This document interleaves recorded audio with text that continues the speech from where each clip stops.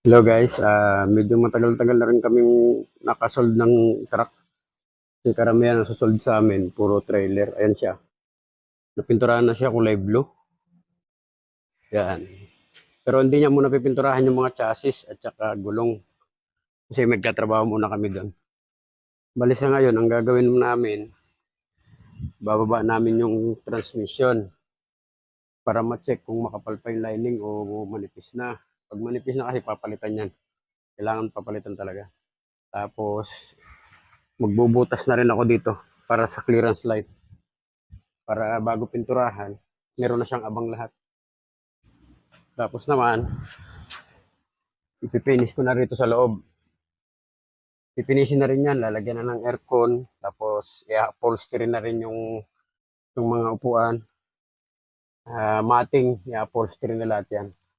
Tapos yan, yung mga sira-sira na yung papalitin ko lahat yan. Tapos kukumpletuhin ko na yung electrical niya. Pero sa ngayon, ang una muna namin gagawin ay magbababa ng transmission kasi medyo matagal ito. Yan. Ayan yung transmission guys. Oh. Kung makikita nyo yan. Umpisahan muna namin. Pag natapos na, okay na. Pwede na ulit. Pwede na akong mag-isa ditong gumawa. Kukumpletuhin ko na lahat yung mga ilaw.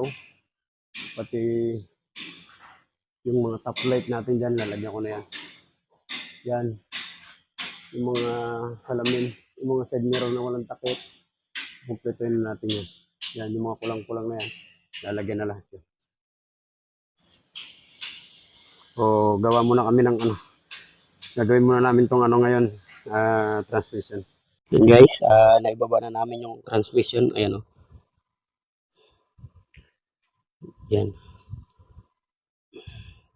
Bali, maganda pa siya. Yan o, maayos pa.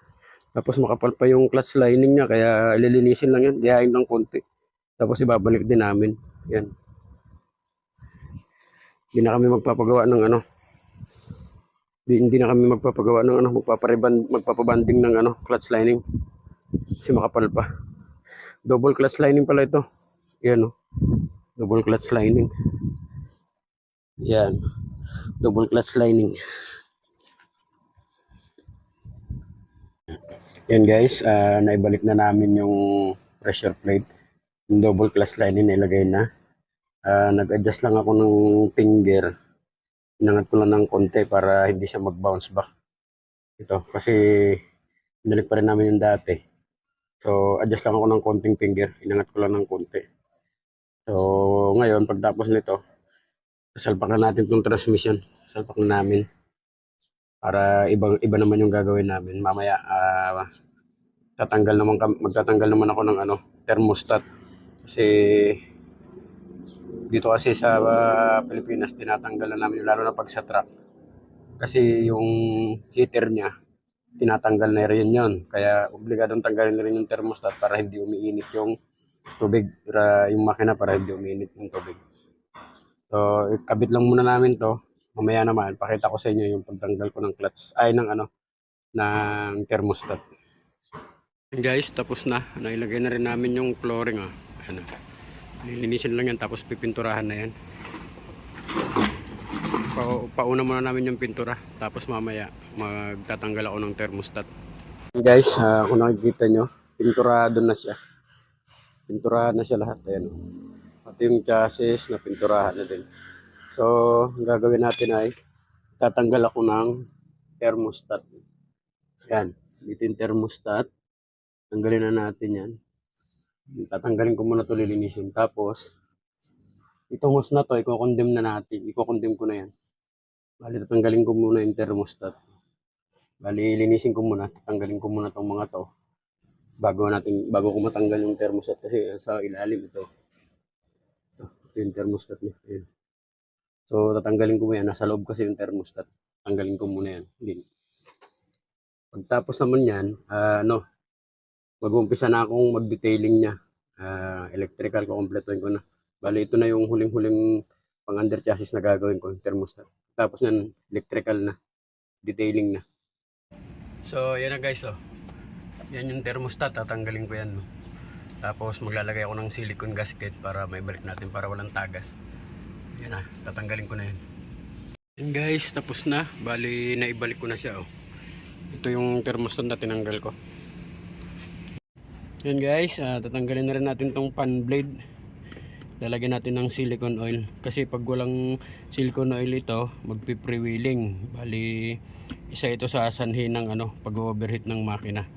Kaya chinecheck talaga ito para lagyan ng silicone oil. Tinitignan kung freewheeling na. So, lagyan natin ng silicone oil. Tatanggalin natin. Yan na guys, natanggal na. Ito siya nakalagay. Tanggal na. Bali, lalagyan na natin siya ng silicone oil. Tapos ito yung tatanggalin natin. Ito yung mga tornilyo na G's. Yan, bubuksan natin to. Tapos dito natin ilalagay yung silicone oil. Okay, yan na guys. Wala nang laman. Lalagyan natin yan kasi pag wala yung silicone oil, magpi-freewheeling yan.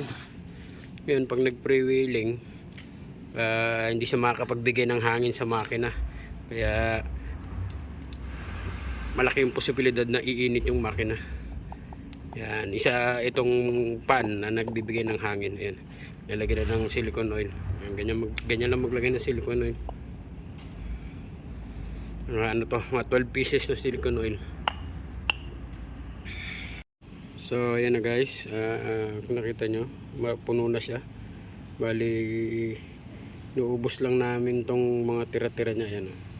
Pagtapos nitong maubos, ibabalik na natin yan, yung cover niya. Tapos ibalik na rin natin doon sa niya, makina. Kakabit na natin doon. So ayan na.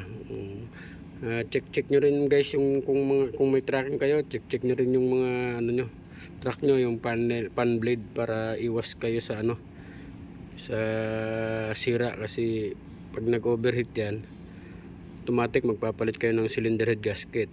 Tapos magbabayad kayo ng mekaniko. Kaya para makaiwas nyo rin yung mga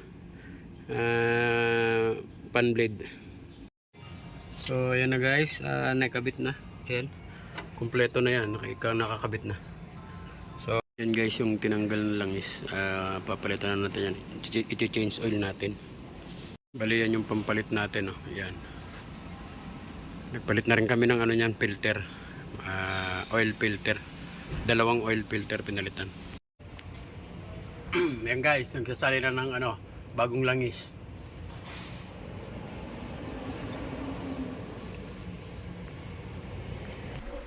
Guys, mag-road test na tayo para pang-pull out na ito bukas. Maganda naman yung kambyo, lahat pasok.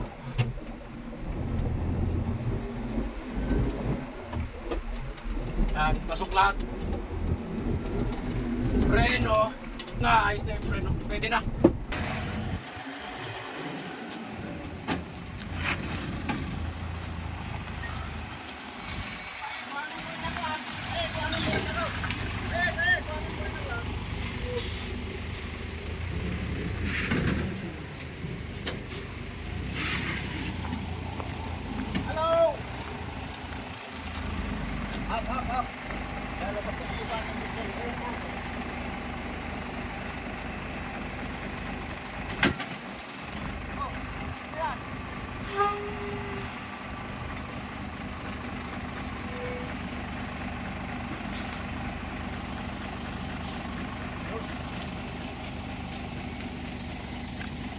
Hello guys!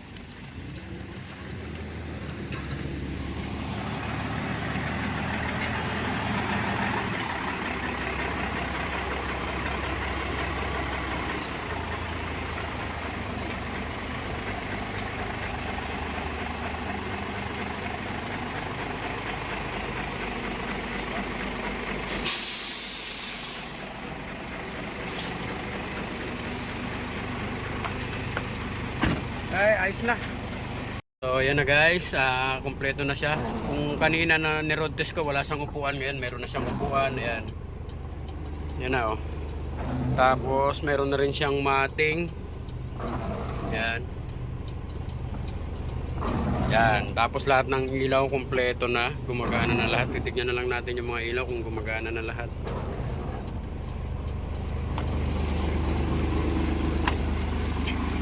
So ayan, gumagana na lahat ng ilaw guys.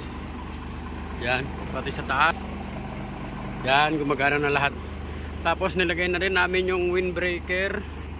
Tapos yung ano, palikpik niya, yan, kumpleto na yan. Na wasingan na rin yan. Yan. Yan, meron na rin ilaw sa labas, sa likod, yan. Kumpleto na yan, guys. Yan. Yan, bali kumpleto na siya. Lahat-lahat na. Maayos na lahat, ayan. So, hanggang dito na lang, guys.